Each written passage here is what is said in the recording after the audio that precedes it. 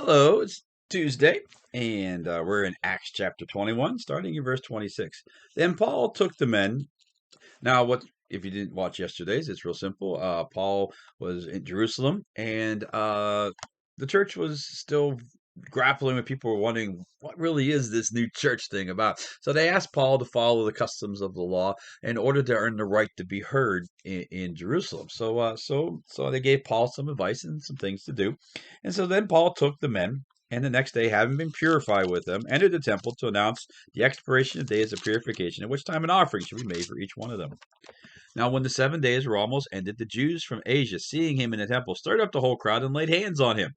Now, in Asia, this is where Paul was preaching, and one point they stoned him, thought he was dead. Now he's come back to life. Maybe some of these people that are here in Jerusalem now go, I thought we killed that guy. They're probably shocked at this point.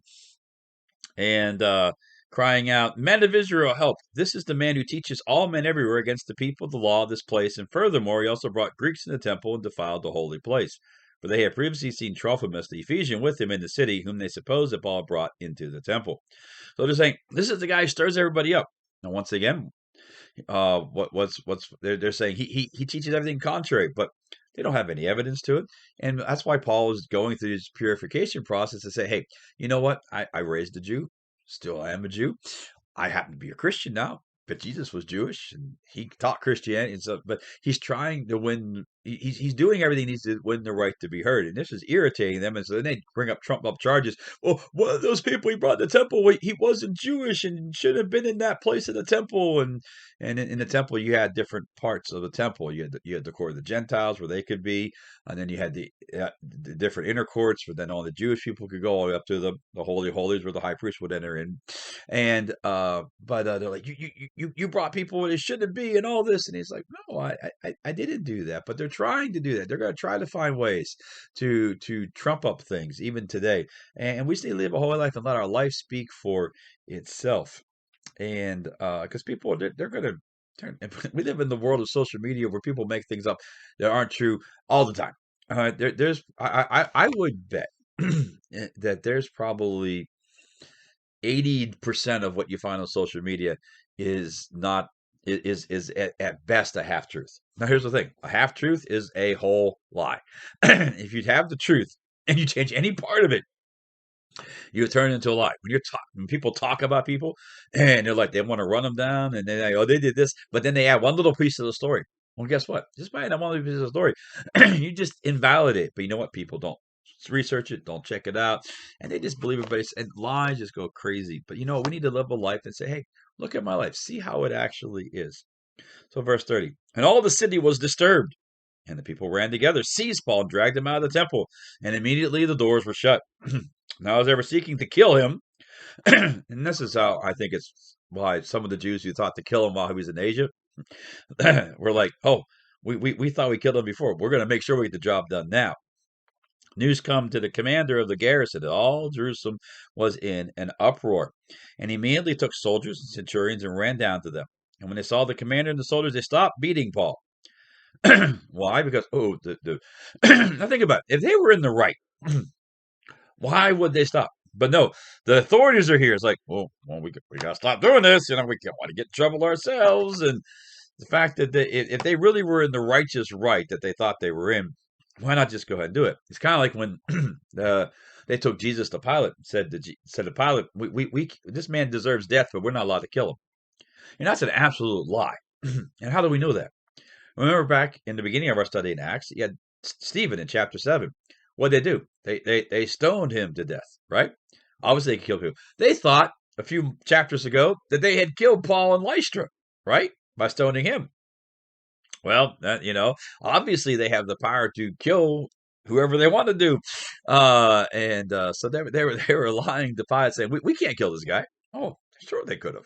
Now they couldn't crucify him, make him maybe the public example they wanted him to have. They could have stoned him and all that, but they wanted to, they wanted to crucify Jesus. And one more other reason, that the religious leaders were lying to Pilate. John chapter 8, the woman caught in adultery. I'd say, Jesus, what should we do? And should we stone this woman who caught in adultery? And it's a neat story and all that, but they were going to kill that woman. At the end, Jesus says, whoever has no sin, cast the first stone. No one Everybody realized they all sinned, so they dropped their stones and go away. But they were going to kill that woman. So they were righteously angry enough. They could have done said, "Hey, this is what our law says, and we're going to do it." They did kill people. Like I said, Acts 7, Stephen, they killed him. Romans didn't blink an eye about it, right? So, so then verse 30. So he immediately took soldiers. Wait, I already did that. And it's obvious. Then the commander, verse 33, came near and took him and commanded him to be bound with 2 chains. And he asked him who he was and what he had done. Some on the multitude cried one thing and some another. Here's the thing. Everybody's saying, oh, he's this, he's that, he's this, he's that. So it's confused about what's going on.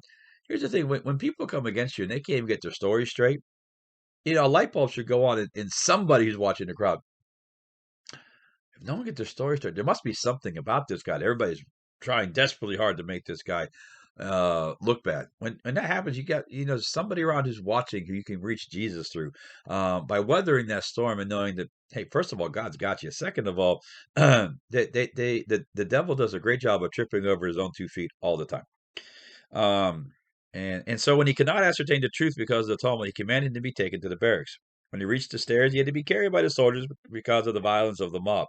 For the multitude of people followed after, crying, "Away with him!" Then Paul was allowed to be led into the barracks, and he said, "May I speak to you?" He replied, "Can you speak Greek? Are you not the Egyptian who some time ago stirred up a rebellion and led 4,000 assassins out to the wilderness?" That's a pretty big charge right there. But Paul said, "No, I'm a Jew. I'm from Tarsus in Cilicia, a citizen of no mean city. And I implore you, permit me to speak to the people."